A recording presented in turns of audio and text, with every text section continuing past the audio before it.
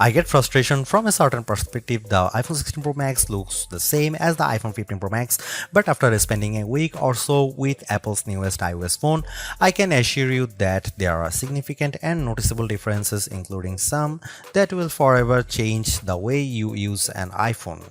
First, this phone is bigger. The titanium body is slightly larger and 6 grams heavier than the iPhone 15 Pro Max. The screen is a hair's breadth away from 7 inches, but the Super Retina XDR OLED screen is larger not just because of the chassis. Apple slimmed down the bezels on the iPhone 16 Pro and Pro Max to give you a giant 6.9-inch canvas of bright, colorful pixels. The other major difference is a new button on the right side below the power or sleep or Siri button. Apple would prefer that we do not call it a button, though it is in part 1. You can press the recessed camera control button down and it moves, but it also has a haptic response that makes light presses feel like the button is moving. It even includes gesture recognition. While the new button's name and its primary utility speak to photographic pursuits, this is a customizable control that will soon offer one-press access to Apple's new Visual Intelligence Object Identification feature. On the inside of the iPhone 16 Pro Max is a faster and more efficient A18 Pro. It's not hugely different from the A17 Pro that came before it, and most customers will never tap into its true power, but it's clear to me that Apple's Pro line of smartphones are more than ready to live up to their names. If there was ever a pocket supercomputer, the iPhone 16 Pro Max might just be it. All this hardware is in some ways no more than a vessel for Apple's next big thing, Apple Intelligence. However, Apple's own take on AI is also the greatest source of frustration, as it's far from complete. In fact, early iPhone 16 customers won't see much of it at all unless they install an iOS beta. Features like writing tools, a prettier and somewhat smarter Siri, summaries of long emails, and Photos updates, such as creating your own memories based on a prompt, should show up soon after the iPhone 16 Pro Max starts shipping, but other features are essentially to come.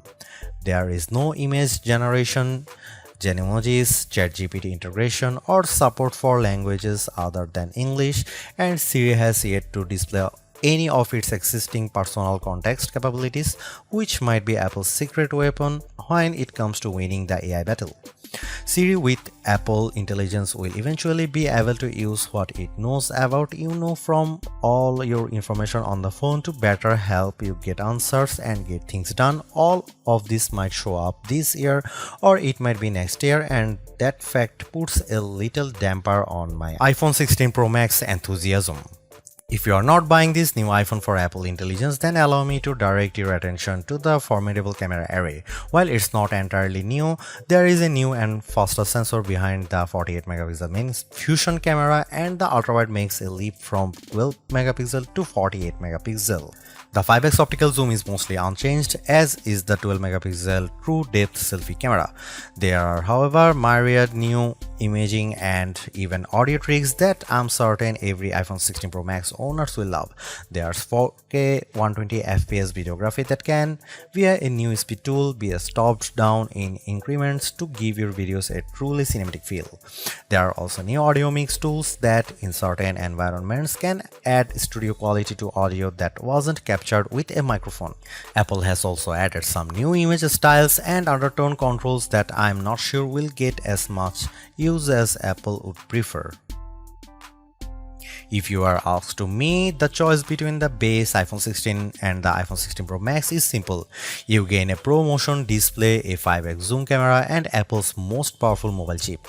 The differences between the iPhone 16 Pro and 16 Pro Max, however, are more subtle this year. There's the screen size, 6.3 versus 6.9 inches, and the battery size, which results in at least an hour of extra battery life, and that's essentially it. The 5x Tetra Prism lens is now on both phones. Perhaps the only other notable difference is that iPhone 16 Pro starts with only 128GB of storage. In short, I love the iPhone 16 Pro Max. It's big, powerful, and for everything. Yes, I was playing a console level game on it using an Xbox controller because I can.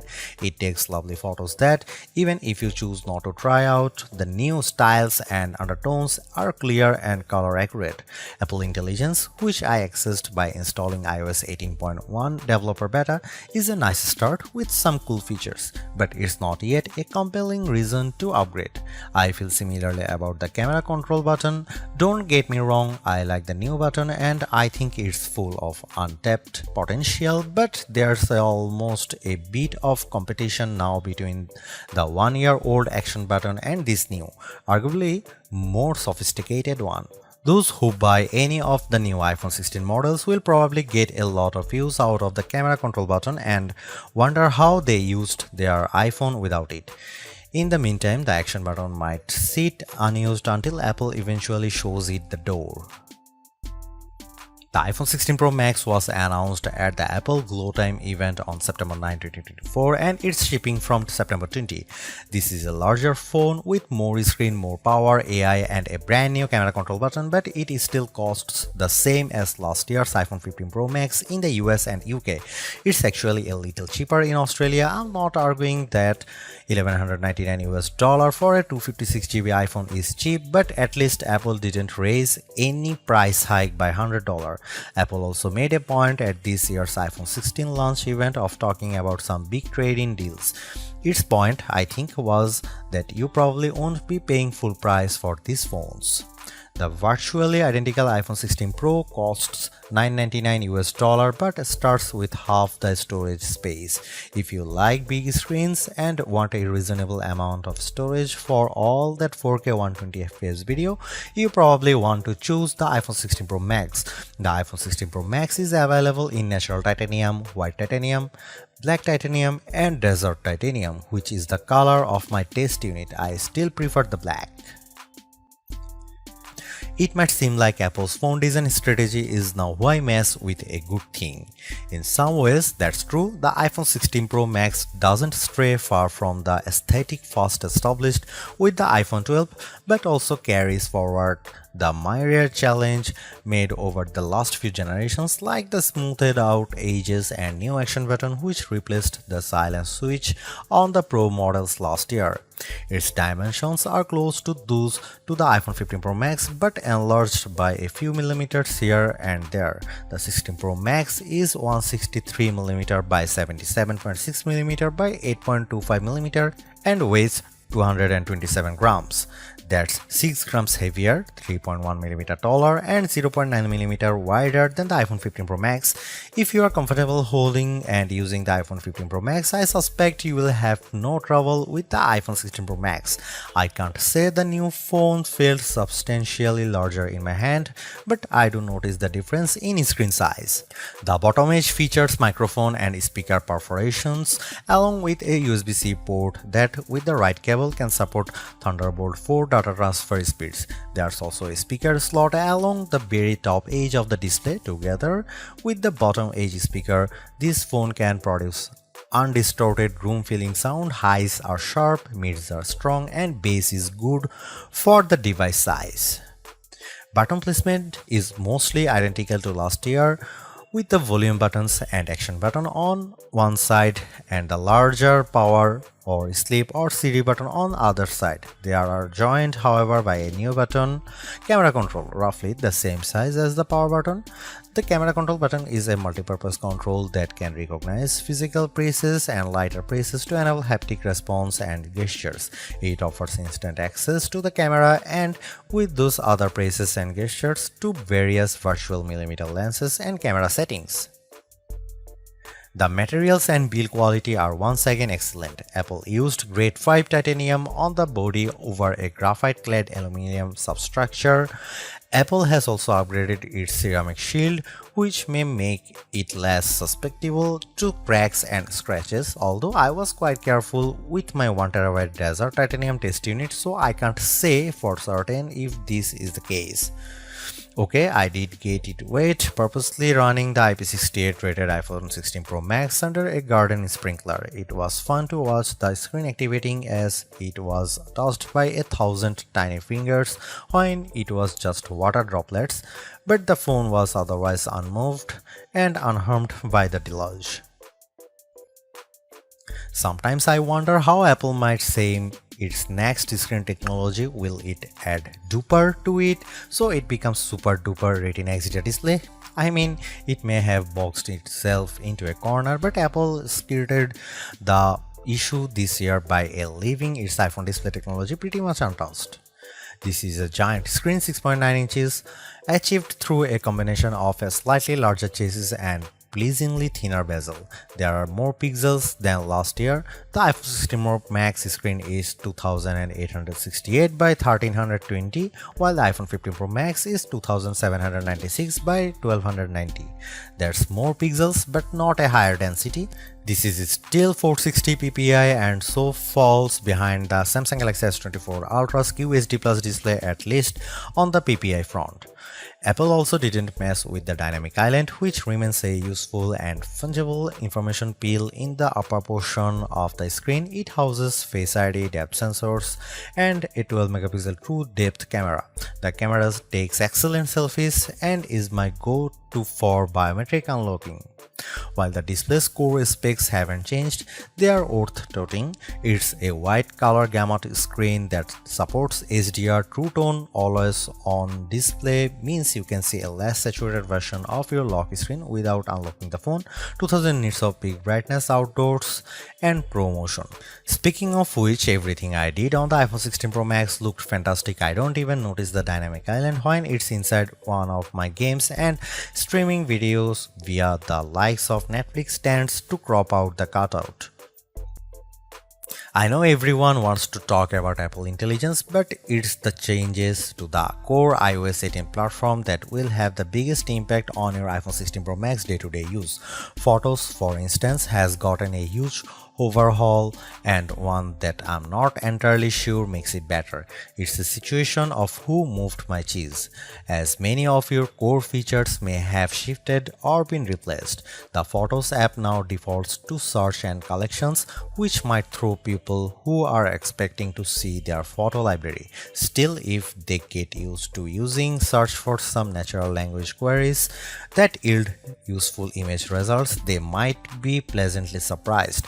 The iOS interface is now more customizable, and if you want, you can leave spaces in your app grids. You still can't place an app icon in a space that, say, straddles two spaces in the invisible grid, but I think people will appreciate this new level of flexibility. Apple seems a bit obsessed with summarization. Summaries exist in writing tools and in the new Safari, which has a slightly hidden highlights feature. Look for a tiny hamburger menu on the left side of the address bar. You can use that to turn it on, and it will take, for example, a lengthy New Yorker article about Ronald Reagan and condense the thousands of words into a paragraph summary. Impressive. So I worry that such a boil down might leave out important nonsense. There's even a new passwords app that consolidates and surfaces all the password feature Apple has previously hidden in features like keychain. Now you have an easy to access app to manage sometimes confusing password and security word. One of my favorite new iOS 18 features is Math Notes. Inside Notes, you can scribble any question, and when you put an equal sign at the end of it, Math Notes automatically solves it and writes the answer in what will look just like your own penmanship. It's a smart bit of machine learning. None of this is as sexy as Apple Intelligence, but this and the myriad of other changes coming with iOS 18 might be more readily practical than what you can currently do with Apple's AI efforts.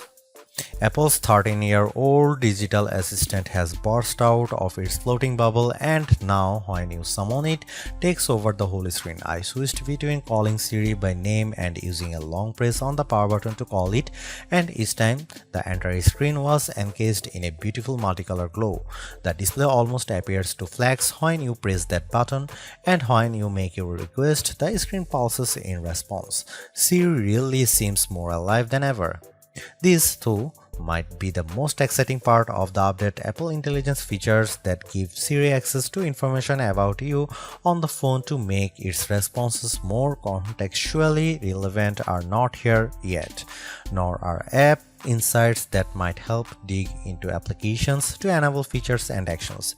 Instead, we get a Siri that is somewhat better at handling the ahs and ums that sometimes happens when you are trying to craft a Siri prompt. I found that Siri can understand some confused talk, although if you are nearly incoherent, Siri will be lost too.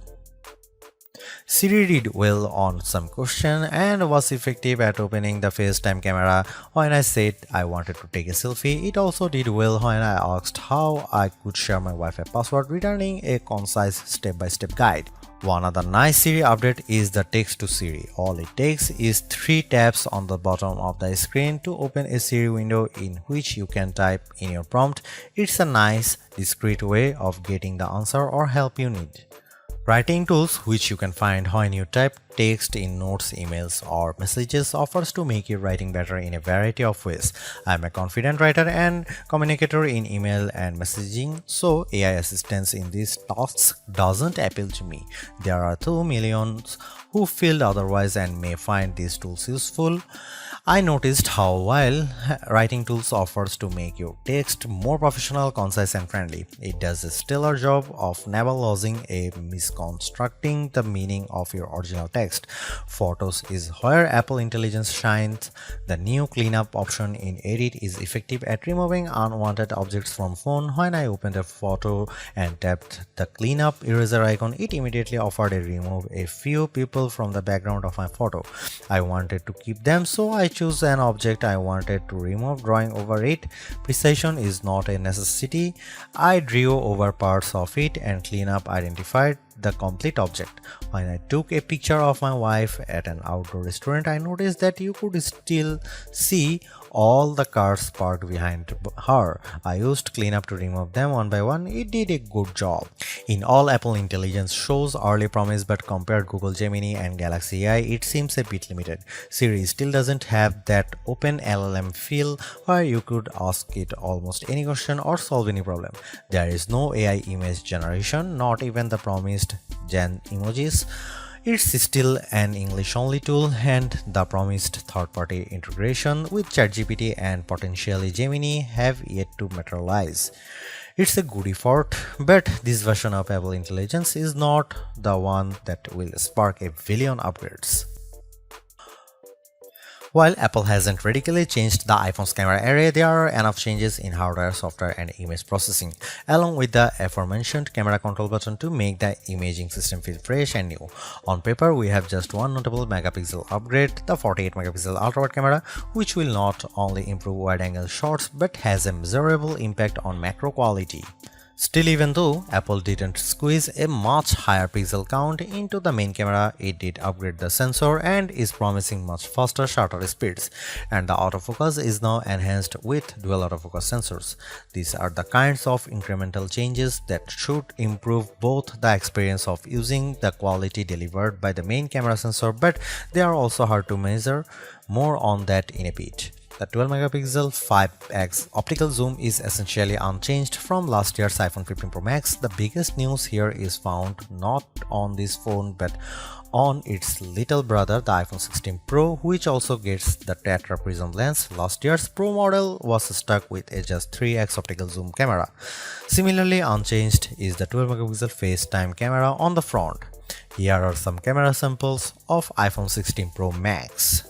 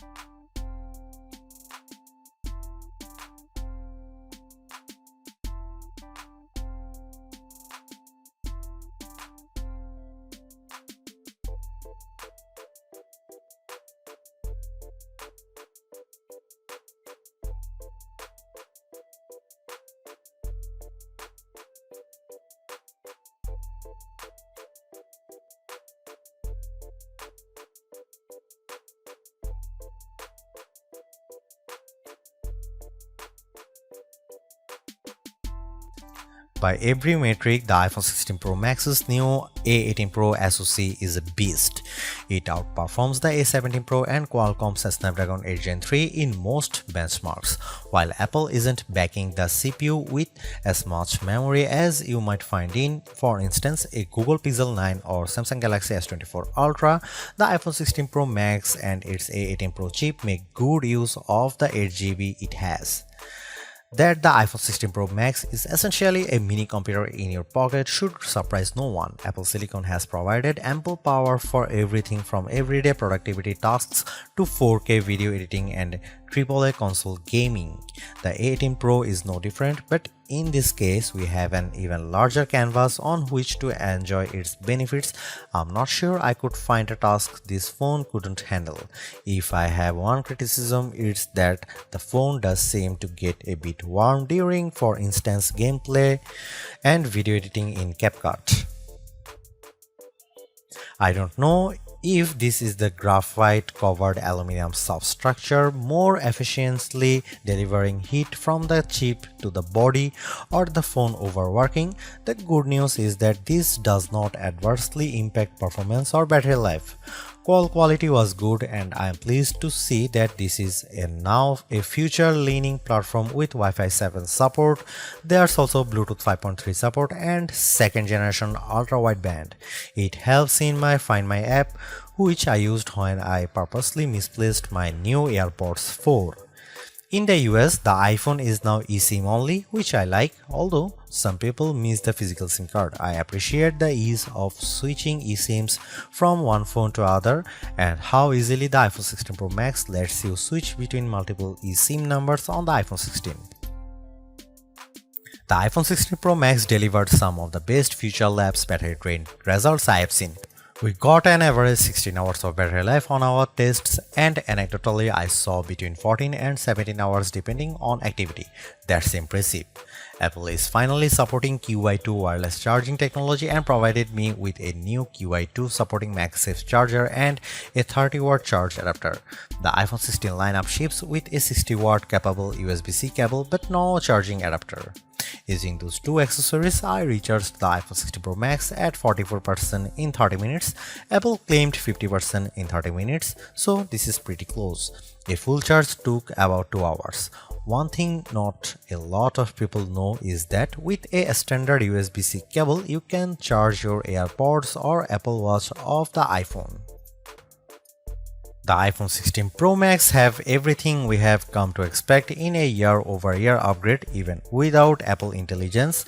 The 6.9-inch iPhone 16 Pro Max have a slew of upgrades including a good battery life, outstanding photo and video chops and iOS 18. The iPhone 16 Pro Max are excellent phones worthy of a spot in your pocket if you can afford them.